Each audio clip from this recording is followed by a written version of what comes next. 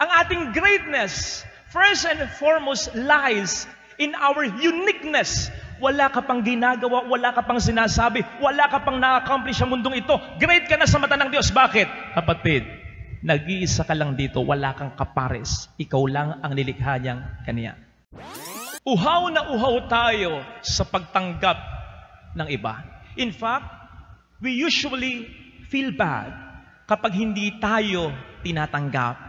Kapag hindi tayo pinapansin, kapag hindi kino-confirm ang mga Facebook invitation natin. At kapag tayo pinapansin, gusto natin marinig yung mga magaganda tungkol sa sarili natin. Halimbawa, yung mga comments sa FB na, ang ganda mo, ang galing mo, wow, ang payat-payat mo na, ang sexy mo na, bongga, uwian na, may nanalo na. Aminin mo, tuntua ka. On the other hand, nalulungkot naman tayo kapag may pangit na nasasabi sa atin ang tao. Kaya naman nakahanda tayo magsakripisyo, ang gawin ang lahat para lamang tayo matanggap. Makikiuso, bibili at gagamit ng iba't iba kung ano-ano. Mga gadgets na pagkamahal-mahal kahit wala kang pera. Mga damit na isinusuot kahit hindi bagay para lamang ikaw ay makasabay. Ay nako, ang daming taong napipilitang magsuot ng maskara para lamang matanggap ng iba. Ang daming nabubuhay sa kasinungalingan, kaya hindi maramdaman ang totoong kaligayahan. Sinabi ko po ito as an intro sapagkat narinig po natin sa ating binasang Ebanghelyo ang patotoo ni Juan Bautista na sinimulan niya sa pagiging totoo muna sa sarili niya. Look, he denied being the Christ as the one who is to come. He said, no, hindi ako yan. In fact, Saint Mark will tell us that in all his preaching, John kept on saying, one mightier than I is coming after me. I'm not even worthy to unfasten the thongs of his sandals. I am baptizing you with water, yes, but He will baptize you with the Holy Spirit. O, diba? Hindi niya inagawa ng role ang totoong bida. Alam niya ang lugar niya. Supporting character lamang siya. Pero, wag ka. Hindi naman niya dininay kung sino siya at kung ano ang kaya niya. I am the one crying out in the wilderness. He boldly declared, make straight the way of the Lord. Labang ka? Jesus once said of John, of all those born of women, there has been no one greater than John the Baptist. Wala lang dadakila pa kay Juan. Sinabi mismo ni Jesus yan. And I think here lies one of the reasons for his greatness in his genuineness. Totoo siya sa sarili niya. Hindi niya inaangkin ang isang bagay na hindi sa kanya. Pero inaangkin niya ang sa kanya at pinagbubuti pa niya. Hindi tayo magiging dakila kung lagi tayong paparis sa iba. In fact, ang ating greatness, first and foremost, lies in our uniqueness. Wala ka pang ginagawa, wala ka pang sinasabi, wala ka pang na-accomplish sa mundong ito. Great ka na sa mata ng Diyos. Bakit? Kapatid, nag-iisa ka lang dito, wala kang kapares. Ikaw lang ang nilikha niyang kaniya. Kaya kung magpapakatotoo ka sa sarili mo, what God intends you to be, magiging great ka. Hindi yung papares ka na lamang lagi sa marami. Kasi magkaiba kayo ng kalalagayan, ng kakayanan, at ng magiging epekto at hantungan sa mundong ito. And granted for the sake of argument, sige nga, na makuha mo ang meron siya, nagmagawa mo yung nagawa niya, o kayo malampasan, mahigitan mo pa, sa palagay mo, ikaw ay magiging masaya? Hindi.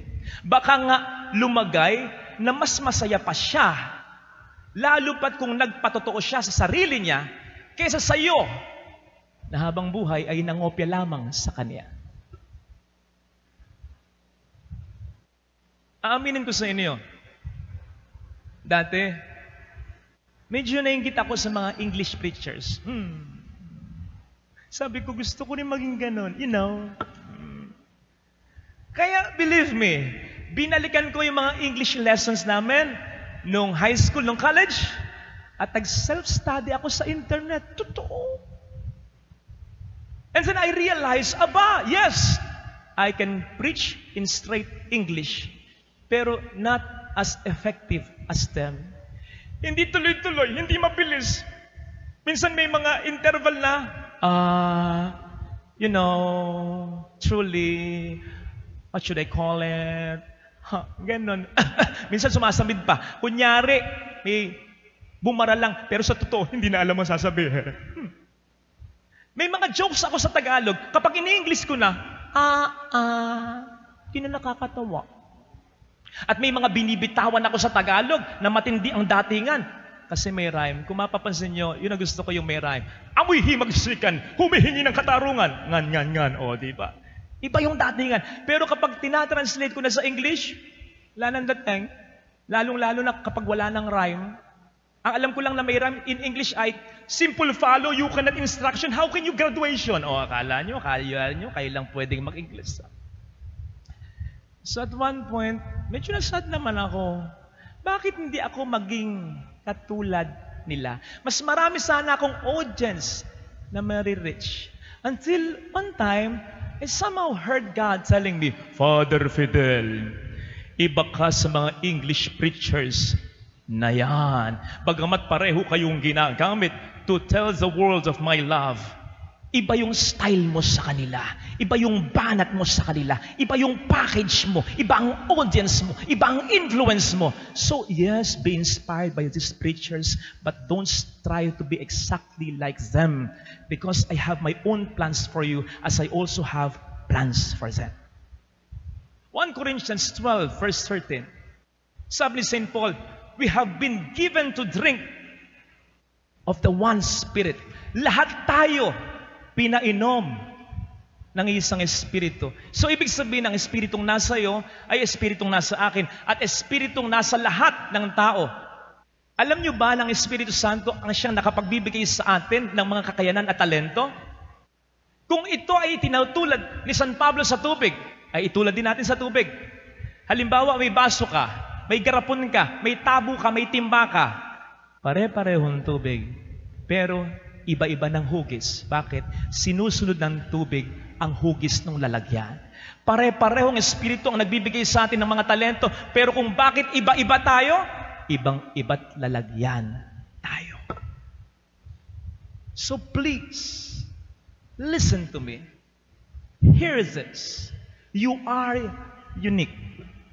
Wala pang nilikha ang Diyos na katulad mo bago kanya likha sa mundong ito. And when God created you, itinapon na niya ang hulmahan mo. So there will never be another you. Pwedeng may lumitaw na, mas pogi, mas maganda, mas masintahin, mas responsable, mas funny, pero walang lilitaw na eksaktong katulad mo. Eksaktong katulad mong mag-isip, eksaktong tulad mong dumiskarte, eksaktong tulad mong magpatawa, eksaktong tulad mong magsalita, eksaktong tulad mong magmahal. Wala. So you are special in the eyes of God. And you have something special to offer in this world. Na kung hindi mo gagawin, then this world will not be as bright as it should be. Kaya, huwag mong piliting baguhin ang tunay mong sarili para lamang mag-fit sa nakararami. Kasi pwede kang mag-fit outside, lalo na kapag magsusot ka lagi ng maskara, but never inside. You will never be comfortable. You will never be truly happy. Para kang isang ibon na nasa hawla, pinagmamasdan ng mga bisita. Gandang-ganda sa'yo. So in the process, parang natutuwa ka kasi gandang-ganda sila sa'yo. Pero sa loob mo, hindi ka masaya sapagkat alam mo, hindi ka para sa hawla. Dapat lumilipad ka. Dapat nasa gubat ka. Kahit walang ganong nakakakita. Kahit walang ganong nakaka-appreciate. Ikaw ay ikaw. Yun, dun ka. Mas magiging masaya. Kung hindi ka tanggapin ng iba, ganun talaga. You will never please everyone. Isipin mo na lang, hindi sila ang tamang tao para sa'yo. Pero may darating din ng mga tamang tao para sa iyo. Mga tamang tao na susuporta sa iyo, na hindi mainggit sa mga tagumpay mo, pagkus ay ipupush ka pa ng mga ito. Mga tamang tao na mas magpapalakas pa ng kalakasan mo. Mga tamang tao na sakto para sa iyo. Kaya kapatid, ituloy mo ang iyong pagpapakabuting tao, ang iyong pagpapakatotoo, hanggat wala kang inaargabyadong tao, sapagkat yang pagpapakatotoong yan, ang sasala ng mga tao sa buhay mo. Sasalain yan kung sino ang mga peke at totoo. Sasalain yan. Di ba sa Ingles mayroong kasabihan, birds of the same feather flock together. Sige, magsuot ka ng maskara, mabibilang ka, at finally magiging at home ka sa mga taong mapagbalat kayo at may maskara. Pero subukan mong laging magpakatotoo at darating ang mga tama at totoong tao sa buhay mo. Huwag kang mainggit sa iba. Kasi kung meron sila na wala ka, meron ka rin na wala sila. Kayo bang mga magulang, okay lang sa inyo na may napag-iiwanan sa mga anak ninyo? Hindi. Kung meron yung isa, meron din yung isa. Lucas 11, versikulo 11, kung kayong mga makasalanang ama ay ganyan sa inyong mga anak, how much more your Father in heaven? Kung wala ka ng talent niya, kung wala ka ng meron siya, kung hindi ka kasing galing niya sa ganong larangan, ibig sabihin, hindi mo kailangan yon para ikaw ay maging fulfilled at maging masaya. Kasi kung kailangan mo yon, edi sana nasa sayo na yun.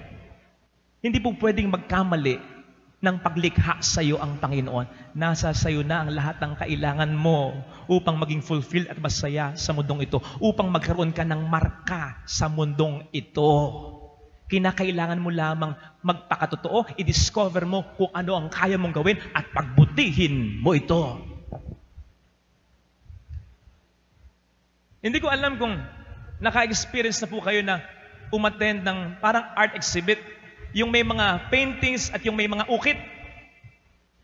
Siguro na-experience ko na hindi masyadong familiar sa mga ganito. Minsan, may nakita ko, ano to, 1 milyon?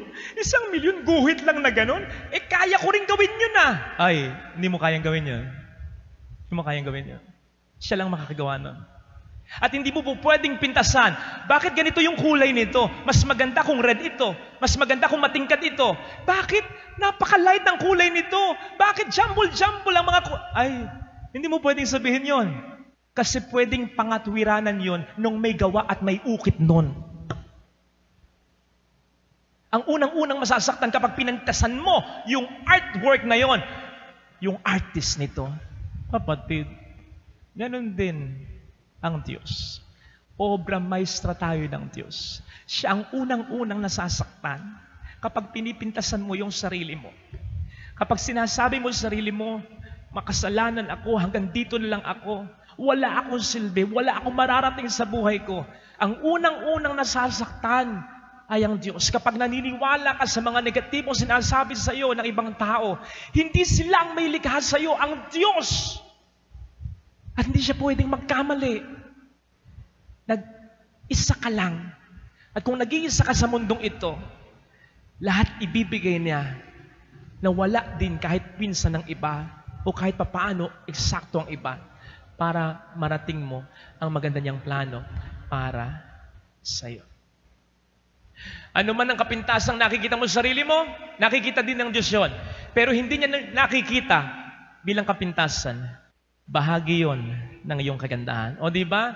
Ilan na yung mga artistang alam natin na hindi naman kagandahan. Yung iba, malaki mata. Yung iba, mahaba ang baba. Yung iba, pangumpango. Yung iba, baku-baku ang mukha. Sigurado ko, at one point of their lives, naisip nila, ba't ba ganito mukha ko? Ang haba-haba, ang ilong ko, busalaga, ang mata ko, luwa. Mga artista na hindi akalain dahil dyan magkakapera sila.